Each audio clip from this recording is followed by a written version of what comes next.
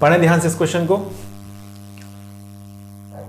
क्या दिया है? If a equal to 1011, b equal to 1100, if following three operations are applied in the sequence, then the value of a and b is। ये question है, पढ़ें ध्यान से। चलिए आंसर आ गया होगा आप लोगों का, जिनका भी आंसर आया जो भी। क्वेश्चन है a की वैल्यू इन्होंने दी है 1011। It's a very good question, ध्यान समझना इसको। a की वैल्यू इन्होंने दी है 1011, b की वैल्यू इन्होंने दी है 1100। ओके, और बोल रहे हैं तीन ऑपरेशन इन्होंने अप्लाई किए हैं सीक्वेंस में। सबसे पहले इन्होंने अप्लाई किया है a equal to a XOR b, फिर जो वैल्यू हमारे पास आई है उन पर ऑपरेशन अप्लाई किया है b equal to a XOR b, और फाइनली एक और ऑपरेशन अप्लाई किया है a equal to a XOR b, और पूछा है कि वे a और b की वैल्यूज हमारे पास क्या आ जाएंगी। ये क्वेश्चन है, it's a very good question. समझिए, ध्यान से सुनना। मैं इसके दो अप्रोच आपको बता दूंगा, दो भी नहीं, मतलब एक से काम हो जाएगा, लेकिन एक सोचने का तरीका मैं आपको क्लियर कर दूंगा। सो इनिशियली इस क्वेश्चन के सॉल्यूशन में क्या है, समटाइम कंफ्यूजन होता है, वो पहले हम समझ लेते हैं। देखिए, अल्टीमेटली हमें b की जो वैल्यू मिलने वाली है, b की हमें जो भी वैल्यू मिलने वाली है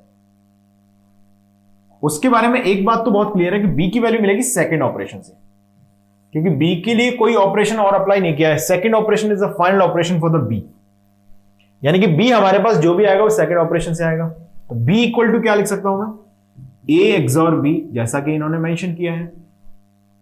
a की फाइनल वैल्यू कहां से मिलने वाली है, लास्ट ऑपरेशन से। तो b इक्वल टू हमने लिखा a XOR b, लेकिन पहला ऑपरेशन क्या है, a equal to a XOR b। ध्यान से सुना, अच्छा क्वेश्चन है। a इक्वल टू क्या है, a XOR b। तो b की जगह है, अब मैं b के उसमें a की वैल्यू मुझे लिखनी है क्या, a XOR b XOR b। इतनी बात अगर आपको समझ में आती है तो हम आगे बढ़ सकते हैं। ये समझ में आया कैसे लिखा है मैंने? b की वैल्यू हमने सेकंड ऑपरेशन से मिली हमको, और a की वैल्यू कहां से मिलने वाली, थर्ड ऑपरेशन से। तो सबसे पहले मैंने सेकंड ऑपरेशन उठा के यहां रख दिया। सेकंड ऑपरेशन होने से पहले फर्स्ट ऑपरेशन परफॉर्म हो चुका है, क्योंकि ये तीनों ऑपरेशन किसमें हो रहे हैं, सीक्वेंस में हो रहे हैं। तो फर्स्ट ऑपरेशन से हमको जो a की वैल्यू मिली होगी वही सेकंड ऑपरेशन में यूज की गई होगी। इतनी बात हमको समझ में आ रही है। यानी कि b equal to XOR b का मतलब है कि इसको सॉल्व करके जो a मिला है उसको यहां पुट कर दो।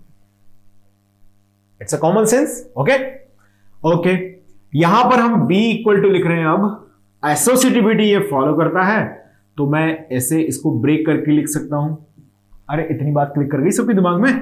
तो b XOR b यहां पर क्या हो जाएगा, जल्दी से बोलो, 0। तो a XOR यहां पर आएगा 0, और b equal to a XOR 0। कोई बहुत ऐतिहासिक क्वेश्चन नहीं है ये। a XOR 0 मतलब क्या हो गया, a, मतलब final value of b is what, final value of b is equal to a। यानी कि हम क्या बोल सकते हैं यहां से कि b इक्वल टू है a, मतलब 1011। ये है b की फाइनल वैल्यू। एक आंसर मिल गया। ओके, अब बात कर लेते हैं दूसरे आंसर की। दूसरा आंसर क्या है, दूसरा आंसर हमें फाइंड करना है a की वैल्यू। तो a की वैल्यू हमें किससे मिल रही है, लास्ट ऑपरेशन से मिल रही है। तो लास्ट ऑपरेशन में आप एक चीज देखिएगा, लास्ट ऑपरेशन में लिख रहा हूं a equal to a XOR b। अब इसमें जो a एंड b हैं वो कौन से a एंड b हैं, वो a ये वाला है जो इसके ऑपरेशन से मिला है वो है ये, और b ये है जो इससे मिला है। यानी कि मुझे लिखना चाहिए a is equal to a XOR b, और b इसमें कौन सा, XOR a XOR b। अब इस क्वेश्चन के सॉल्यूशन का जो कंफ्यूजन है वो मैं पहले बताऊंगा, पहले इसको सॉल्व कर लूं, है ना, पहले इसको सॉल्व कर लूं, फिर मैं आपको बताऊंगा आप गलती कहां इसमें कर सकते हो, उसकी भी हम लोग चर्चा करेंगे। पहले मैं इसका आंसर आपको बता दूं, सही आंसर क्या है। मेरी बात ध्यान सुनना कि थर्ड ऑपरेशन जो मैं लिख रहा हूं उसमें a की वैल्यू कौन सी वाली है, ओरिजिनल वाली है क्या, ना ना ना, ओरिजिनल वाली नहीं है, ये वाली है। ये वैल्यू ऑफ a जाएगी इसमें, और ये वैल्यू ऑफ b जाएगी इसमें, तब मिलेगा हमको फाइनल a। तो a इज इक्वल टू, मुझे क्या लिखना चाहिए, this a is equal to a XOR b and this b equal to a XOR b। Confusion हो गया या आगे बात समझ में अभी तक? अब जरा समझना, ध्यान से समझना एक बात और, इसमें जो ए है ये वाला जो ए है, क्या वो ओरिजिनल वाला ए है? नहीं, ओरिजिनल वाला ए नहीं है। ये कौन सा ए है? जो इस ऑपरेशन से हमको मिला है, यानी कि हमें अभी भी इसमें एक स्टेप का रिप्लेसमेंट बचा हुआ है, यानी कि इस ए को मुझे लिखना होगा ए एक्सॉर बी। यहां तक कहानी पहुंच गई। इतनी बात समझ में अगर आ गई है तो हम आगे बढ़ सकते हैं। आप कंफ्यूज हो गए? कंफ्यूज तो नहीं हो? समझ में आई बात? देखो मैंने सबसे पहले क्या किया, थर्ड ऑपरेशन मुझे लिखना है। थर्ड ऑपरेशन है a equal to A XOR B. मैं क्विकली रिकॉल कर रहा हूं, ध्यान सुनना, कंफ्यूजिंग क्वेश्चन है। देखिए a की वैल्यू हमने यहां से उठा के ये रख दी a एक्सॉर बी, और b की वैल्यू यहां से उठा के रख दी a एक्सॉर बी।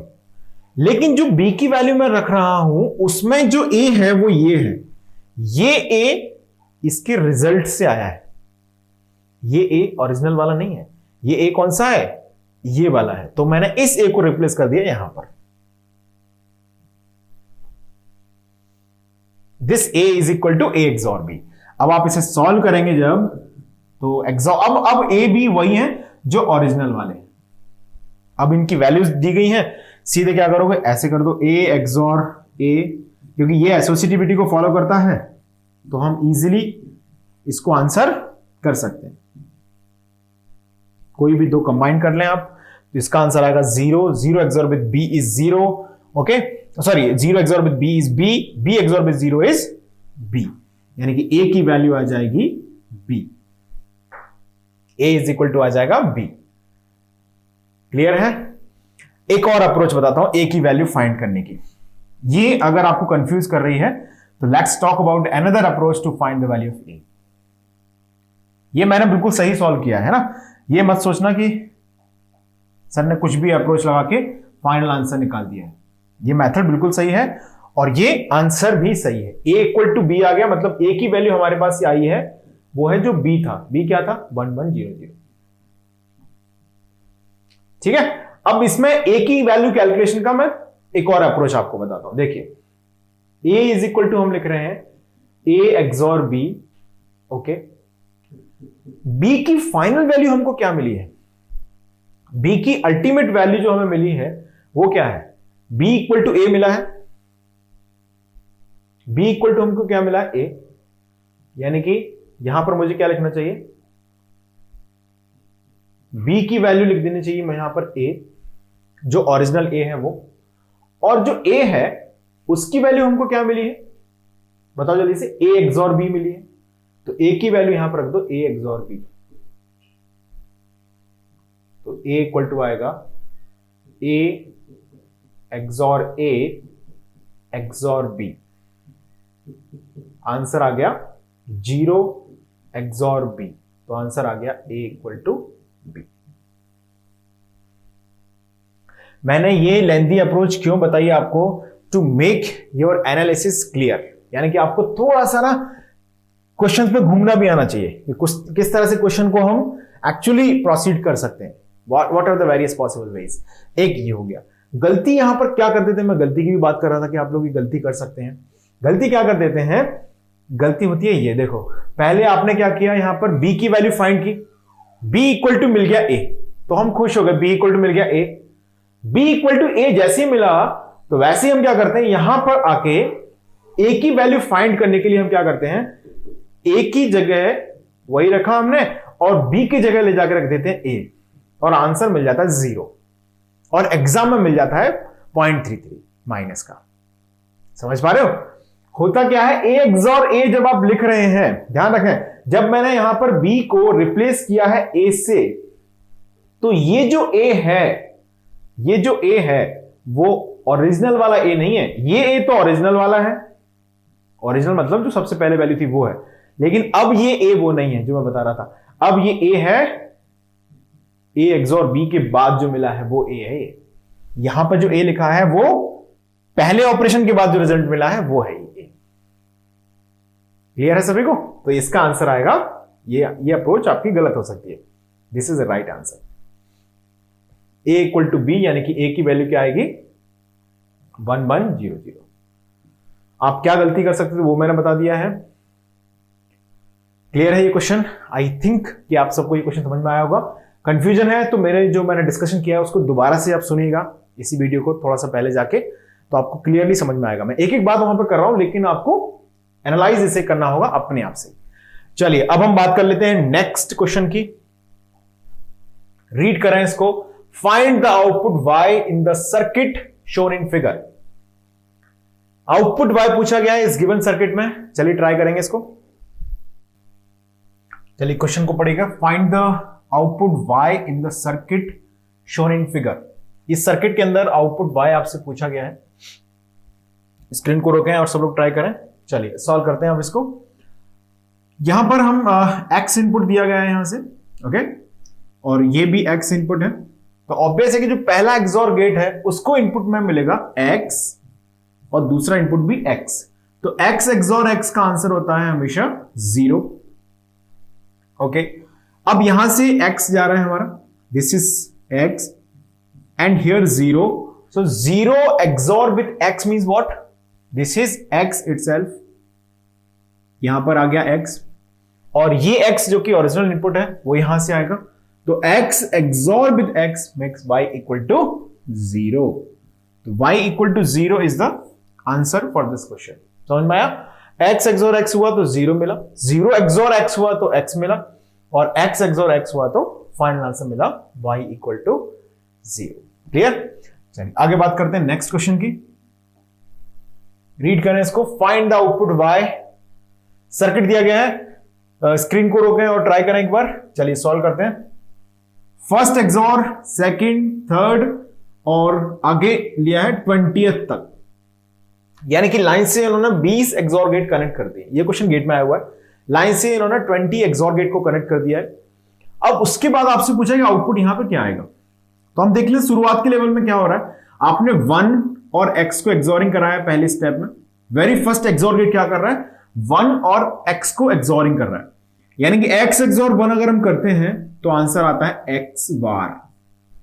ओके, अब चाहे तो x की कोई वैल्यू, अगर आप कंफ्यूज हो रहे हैं इन ऑपरेशंस में तो x की कोई वैल्यू मान सकते हैं। मान लीजिए आपके मन में आया 0 मान लेते हैं।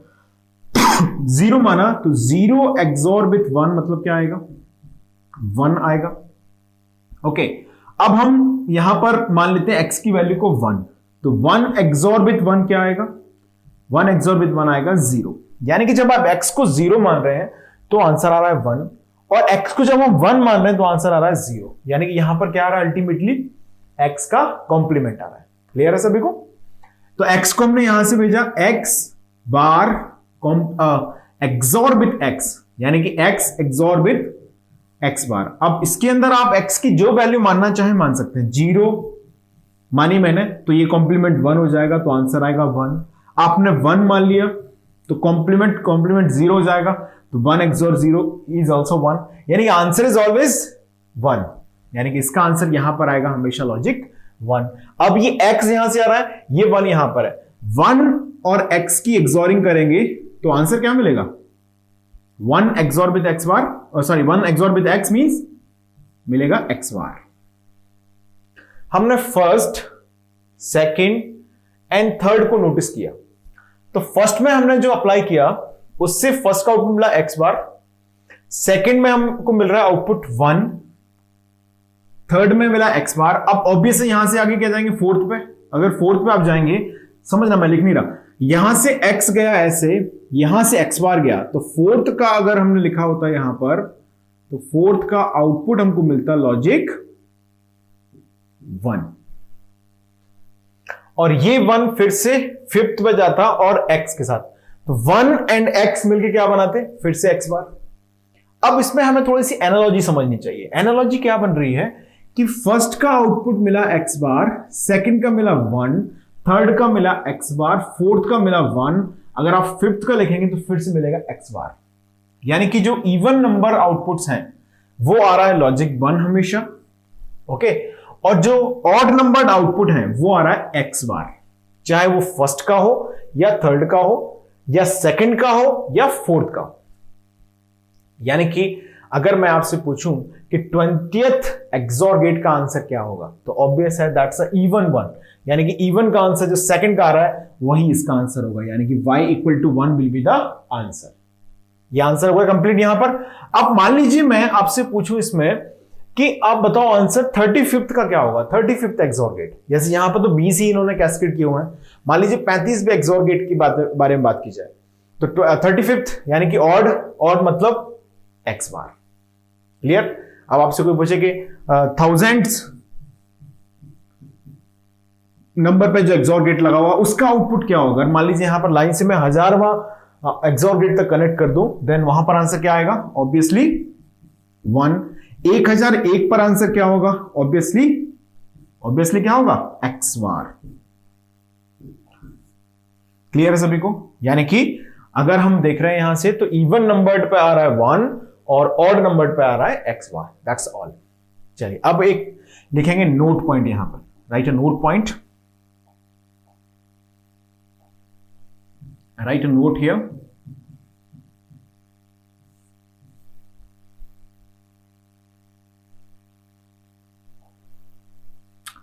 जैसे जब भी हमें 3 इनपुट एक्सॉर गेट को रिप्रेजेंट करना हो, जैसे मान लीजिए मैंने एक 3 इनपुट एक्सॉर गेट के लिए ट्रुथ टेबल लिखता हूं यहां पर, देखिए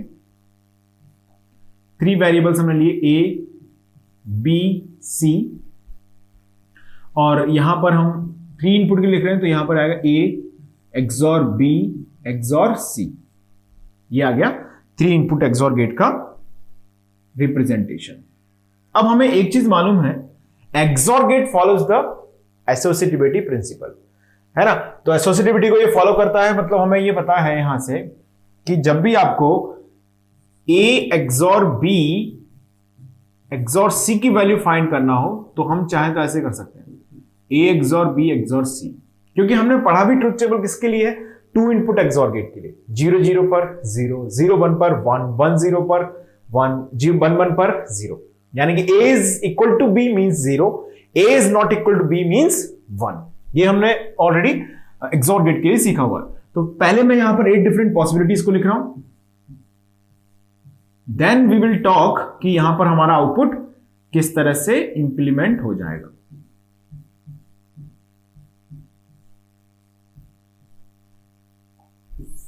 ये हो गई 8 डिफरेंट पॉसिबिलिटीज की बात। चलिए अब मैं क्या कर रहा हूं, यहां पे A एंड B का एक्सॉरिंग करूंगा, जो आंसर आएगा उसका एक्सॉरिंग C के साथ करूंगा तो आंसर मिलता जाएगा A XOR B XOR C का, क्योंकि ये एसोसिएटिविटी को क्या करता है, फॉलो करता है। It follows the associativity, so obvious है कि ये answer A XOR B XOR C के ही बराबर होगा। 0, अब मेरी बात ध्यान सुनते रहना, 0 एक्सॉर विथ 0, ये क्या देगा, 0 0 आया, उस 0 को एक्सॉर कराया 0 के साथ तो आंसर आया 0। ओके, अब देखिए यहां पर हमने नेक्स्ट लिखा 0 एक्सॉर विथ 0, तो इसका आंसर आएगा कितना, 0, और ये 0 एक्सॉर विथ 1 मतलब आएगा 1। क्लियर है इतना। आगे चलते हैं, 0 एक्सॉर विथ 1, 0 एक्सॉर विथ 1 मतलब 1 1, और 1 XOR with this 0 means 1। Next आगे बढ़ते हैं, 0 XOR with 1 is 1, 1 XOR with 1 मतलब 0। ओके, चलिए आगे बढ़ते हैं, 1 XOR with 0 means 1, this 1 XOR with 0 means 1 XOR with 0 means 1। Clear है इतना। आगे बढ़ते हैं, 1 एक्सॉर विथ 0 मींस 1 1। ओके, यहां पर कितना आएगा, 1, और 1 एक्सॉर विथ 1 मींस क्या आएगा, 0। ओके, अब बात करते हैं इसकी, 1 XOR with 1 means 0 and that 0 XOR with 0 means 0। Clear. अब हम बात कर रहे हैं 1 XOR with 1 is 0 and 0 XOR with 1 is 1, यानी कि ये हमारे पास आ गए forms of final output. Clear, final output मिल चुका है। ओके, अब हमें देखना है यहां से कि जो आउटपुट है उसको एसओपी या पीयूएस फॉर्म में लिख लेते हैं। तो कोई एक फॉर्मेट हम अभी सेलेक्ट कर लेते हैं लिखने के लिए, फिर बाद में उसको दूसरे फॉर्म में भी लिख लेंगे। तो मैं पहले एसओपी लिख देता हूं, 1 1 को मैंने पिकअप कर लिया यहां से, एसओपी लिखना है हमको, so write just write SOP. Y equal to आएगा यहां पर, वाई इक्वल टू आएगा यहां से क्या क्या वैल्यूज हैं देखो, ए बार बी बार सी, ए बार बी बार सी प्लस दूसरा क्या है ए बार बी सी बार, एसओपी लिख रहे हैं। क्या क्या लॉजिक उठाएंगे, सिर्फ लॉजिक 1 1 0 0 यानी कि A plus A B bar C bar plus A B C, A B C, ये आ गया कैनोनिकल फॉर्म। अब मैं इसे लिख रहा हूं इन द स्टैंडर्ड फॉर्म। अब स्टैंडर्ड फॉर्म में लिखने के लिए आप सभी को पता होगा क्या करेंगे, 0 0 1 0 1 0 1 0 0 1 1 1, तो y इक्वल टू आ जाएगा sigma small m 1 2 4 7, sigma small m 1 2 4 7। ये फॉर्मेट बहुत इंपॉर्टेंट है, ये फॉर्मेट क्या है, बहुत ज्यादा इंपॉर्टेंट है, ये आपको याद ही होना चाहिए, समझ रहे हो, ये हमें क्या करना है, याद ही करना है। सिग्मा m 1 2 4 7, ये मैं आपसे बार बार पूछते रहूंगा, क्योंकि ये जब हम फुल एडर पढ़ रहे होंगे तब काम आएगा, फुल सबट्रैक्टर पढ़ रहे होंगे तब काम आएगा, यानी कि जितने बार भी हम अरिथमेटिक सर्किट की बात करेंगे तो ये सिग्मा m 1 2 4 7 बहुत यूजफुल रिजल्ट है। ओके, चाहे वो आप अरिथमेटिक सर्किट में सीरियल एडर पैरेलल एडर पढ़ रहे हो, या आप फुल एडर फुल सबट्रैक्टर पढ़ रहे हो, या आप इवन कॉम्बिनेशनल सर्किट में अदर सर्किट्स हो गए डिकोडर मक्स पढ़ रहे होंगे, तो इसमें भी बार बार ये यूज होगा। तो एट दैट टाइम मैं वहां पर सीधे बोलूंगा कि 3 इनपुट एक्सॉर, मतलब आपके दिमाग में आ गया सिग्मा m 1 2 4 7। इवन तो इसका एक और फॉर्मेट है ही पीयूएस वाला, कैसे लिखते हैं, पाई कैपिटल M क्या क्या बच गया, 0 3 5 6। वो इतना ज्यादा फ्रिक्वेंटली यूज नहीं है, लेकिन ये 1 2 4 7 बहुत यूज होता है, सिग्मा m 1 2 4 7, तो इसे आप याद रख लीजिएगा। इवन तो ये भी सही है, ये भी इसका फॉर्म ही है ना, 3 इनपुट एक्सॉर गेट का। अब 3 इनपुट एक्सॉर गेट के बारे में कुछ फैक्ट्स की बात करते हैं, कुछ तथ्यों की बात करते हैं, इसकी तारीफ में और कुछ बातें कर लेते हैं। क्या क्या है इसकी तारीफ है, देखिए, लेट्स सी। फर्स्ट पॉइंट इसमें लिखेंगे, फर्स्ट पॉइंट, इसकी ट्रुथ टेबल से हमने कुछ सीखा है। देखिए इसके ट्रुथ टेबल में आपने देखा इसमें लॉजिक 1 कब कब आ रहा है, इसमें 1 1 है तो लॉजिक 1 आ गया, इसमें 1 1 है तो 1 आ गया, इसमें 2 बार 1 आया है तो लॉजिक 0 आ गया, इसमें 1 बार 1 है तो 1 आया है, 2 बार 1 है तो 0 आया है, 2 बार 1 है तो 0 आया, 3 बार 1 है तो 0 आया। यानी कि ट्रुथ टेबल से हमने क्या समझा कि जो एक्सॉर गेट है, इसके 3 इनपुट एक्सॉर गेट बेसिकली, इसके अंदर आउटपुट लॉजिक 1 तभी आता है जब इनपुट पर इवन नंबर ऑफ वंस हो। इनपुट पर कितने हो, ए बी सी 3 इनपुट में से आउटपुट लॉजिक 1 कब आता है, sorry I was making mistake, sorry, देखिए सुनिए क्या स्टेटमेंट, क्योंकि हम जब भी 3 इनपुट एक्सॉर गेट की बात करते हैं तो 3 इनपुट ए बी सी में से आउटपुट पर लॉजिक 1 कब आता है, जब नंबर ऑफ वंस क्या हो, ऑड हो। तो इसलिए एक्सॉर गेट को हम बोलते हैं odd number of ones detector. नाम लिखेंगे इसका, लिखेगा इन एक्सॉर गेट, या ऐसे लिखिए in 3 input XOR gate, in the 3 input XOR gate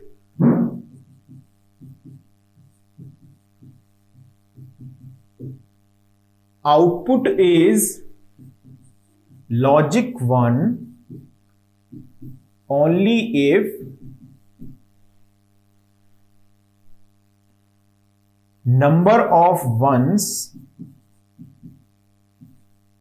at input is odd. Number of ones at input is 1. Hence XOR gate is also called, इसे क्या बोलते हैं, is also called odd number of ones detector, या कई बार इसे बोल देते हैं odd function, क्या बोलते हैं इसको, ऑड फंक्शन। तो ये हो गया फर्स्ट पॉइंट जो आपको याद रखना है, यानी कि इसके अंदर आउटपुट तभी लॉजिक 1 आ रहा है जब इनपुट के अंदर नंबर ऑफ वंस कितने हैं, ऑड हैं। क्लियर? तो इसे हम बोलते हैं odd number of ones detector, या हम इसे बोलते हैं ऑड फंक्शन। चलिए इसकी तारीफ में कुछ और पॉइंट्स की बात कर लेते हैं। सेकंड पॉइंट लिखेंगे, let's go for the second point. Second point क्या कहता है, एक बार फिर से ट्रुथ टेबल को थोड़ा सा गौर से समझते हैं। देखिए, गौर से देखिए ट्रुथ टेबल में क्या एक और ऑब्जर्वेशन मिला। इसके अंदर हमने देखा कि जो नंबर ऑफ मिनटर्म्स हैं 4 हैं, नंबर ऑफ मैक्सटर्म्स कितने हैं, 4 हैं। यानी कि in XOR gate number of maxterm equal to number of minterm. ये मैं क्यों बता रहा हूं, इसका भी इंपॉर्टेंस आपको बताऊंगा। लिखिएगा, in XOR gate number of maxterm, maxterm मतलब लॉजिक 0 के जो टर्म्स हैं, यानी कि जिनका पीओएस लिखते हैं, equal to number of minterm. इस पर एक बार गेट में बहुत अच्छा क्वेश्चन आया, number of maxterm and number of minterm पे। तो एक्सॉर गेट के अंदर number of maxterm equal to क्या होता है, नंबर ऑफ मिनटर्म होता है। ओके, तीसरी बात है जो याद रख सकते हैं आप, जैसे मैं अभी बता भी रहा था आपको, यहां पर हमने 3 इनपुट एक्सॉर गेट को इंप्लीमेंट करके देखा है ना। इसका ट्रुथ टेबल हमने इंप्लीमेंट किया है। तो जब भी हम प्रैक्टिकल सेंस की बात करते हैं, यानी कि जब भी आपको सर्किट इंप्लीमेंटेशन की बात करनी हो, तो हम जैसे 3 इनपुट एक्सॉर गेट आपको बनाना है, तो 3 इनपुट एक्सॉर गेट के लिए हम जो 3 टर्मिनल वाला एक्सॉर गेट है वो यूज नहीं करते, हम वहां पर 2 इनपुट एक्सॉर गेट का यूज करते हैं, क्योंकि 3 इनपुट एक्सॉर गेट के अंदर we have required more number of transistors. यानी कि जब भी हमको A XOR B XOR C perform करना हो, तो हम ऐसे नहीं करते कि एक ही सर्किट लिया उसी पर इंप्लीमेंट किया उसको। हम क्या करते हैं, 2 XOR गेट की हेल्प से उसे बनाते हैं। पहले A XOR B करते हैं और जो रिजल्ट आ गया उसको XOR C करते हैं। क्लियर है? यानी कि आप लिख लें इसमें थर्ड पॉइंट, XOR गेट, या ऐसे लिखें 3 input XOR gate, 3 input XOR gate is not preferred because it required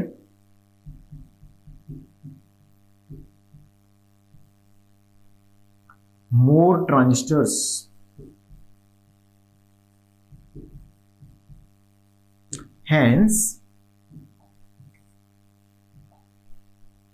Hence, to implement